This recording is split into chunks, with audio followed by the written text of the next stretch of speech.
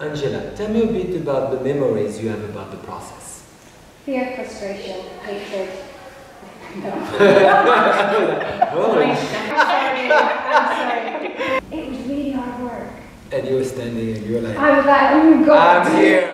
My name's Angela Towler. I was a dancer here in the company and I'm now rehearsal director here. We're going to be restaging PreSentient, a wonderful piece that was made back in 2002 on this company. We performed, I think, almost 100 performances of the work all around the UK.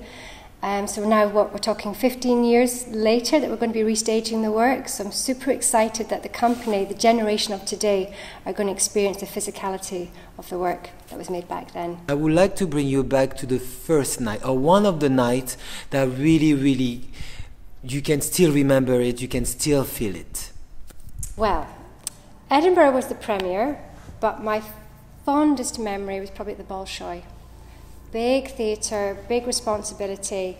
When the curtain rises up, there's a psych behind, and you know you've got your colleagues behind warming up frantically because your heart races. I knew I had a responsibility to capture the audience in that first couple of seconds even, because the solo's only about 3.5 minutes, I think, which feels like forever. It's important that whoever does that solo, you have to draw in the audience with stillness. You're creating a musical rhythm for them, even though it's in silence. And I'm not going to lie, my heart was pounding every time that curtain was going to rise. And I remember Malcolm standing with me every single performance.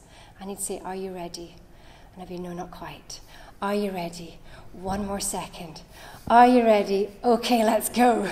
And then the curtain would rise, and then that was it. It was my stage, and it was incredible, wonderful experience. I know it means a lot for you because you're part of the creation. So what does it mean for you to actually go in front of these dancers and teach or remind the piece? Going by my personal experience of working with Wayne, I'm hoping that I can pass on that first-hand experience to the generation today, to Rambert. It's very collaborative, the process, and he would work with the tool in front of him. He would make a phrase and ask you to take snapshots of his lines and his vocabulary. He would then construct and layer and then task on top. Go from A to B and add the letter U, take away your left elbow and add your right hand. So it was challenging the mind as well as learning the physicality of his language. And I really hope that I can pass on that first-hand knowledge to the dancers, because when I watch a video today, I feel like it's still in my body. And I think when you work with a choreographer so closely, the movement gets embodied right inside you and it doesn't leave you. It may be part somewhere, but you can always pull it back and it's so close to you. So I feel like it's still in my veins, and I'm very excited about seeing it on the next generation. I've seen many work of Wayne McGregor, but I have never danced a work of his. So can you describe a feeling or sensation of what is his work about, or like how we approach the work? So he'll use their classical grounding, the classical techniques, that they're in tune with their bodies.